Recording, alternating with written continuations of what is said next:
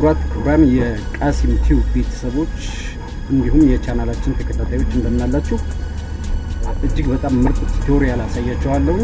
ስልካችን ላይ ባለ ሴቲንግ ብቻ ልናስተካክለው የሚገባ አሪፍ ጠቃሚ ቱቶሪያል ነው። እንዲሁም ለዚህ ምርጥ ቻናል አዲስ የሆናችሁ ይህን ቻናል ሰብስክራይብ በማድረግ የቻናላችን ቤተሰብ ሁኑ። አሁን ወደ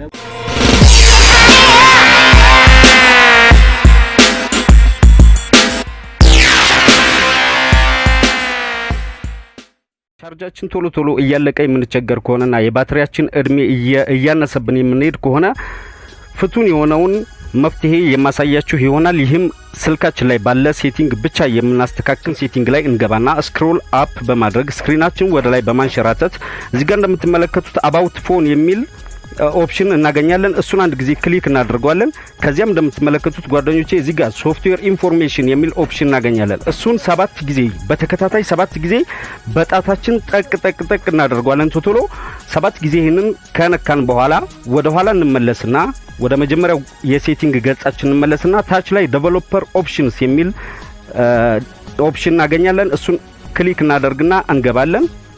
እሺ ጓደኞቼ ከዚያም ስክሮል አፕ በማድረግ ስክሪናችን ወደ ላይ በማንሸራተት አፕሊኬሽን የሚል ኦፕሽን እንፈልጋለን። እዚህ ጋር እንደምታዩት አፕሊኬሽን ኦፕሽን አግኝተናል። በዚህ ውስጥ እንደምትመለከቱት ጓደኞቼ እዚህ ጋር ባክግራውንድ ፕሮሰስ ሊሚት የሚል ይህንን ኦፕሽን እናገኛለን። ይህንን ክሊክ ስናደርገው የብዙዎቻችን ስልክ ይህንን ሴቲንግ ያላስተካከልን ሰዎች ስታንዳርድ ሊሚት የሚለው ላይ ሆኖ ነው የሚጠብቀን። ስለዚህ እዚህኛው ኦፕሽን ላይ እናደርገዋለን ማለት ነው። አሁን ከጀርባ ምንም አይነት አፕሊኬሽን በራሱ ጊዜ ፕሮሰስ አያደርግብንም። የስልካችንን ባትሪ እድሜ ያራዝምልናል። ቻርጃችን ቶሎ አያልቅብንም ማለት ነው። ወደ ሁለተኛው ምርጡ መፍትሄ ደግሞ ስወስዳችሁ ዋናው የሴቲንግ ገጽ ላይ ከመጣን በኋላ እንደምትመለከቱት ሳውንድስ ኤንድ ቫይብሬሽን የሚል ኦፕሽን እናገኛለን። እሱን ክሊክ እናደርገዋለን። ከዚያም እንደምትመለከቱት ጓደኞቼ እዚህ ጋር ሲስተም ሳውንድ የሚል ኦፕሽን አለ። እሱን ክሊክ እናደርጋለን። እንደምትመለከቱት እነዚህ የብዙዎቻችን ስልኮች ሁሉም ባይሆኑ አንድ ሁለቱ ግን ከዚህ ውስጥ ቢያንስ ሁለቱ እንደዚህ አክቲቭ ሆኖ ነው የሚጠብቁን ማለት ነው። ቢያንስ ሁለቱ።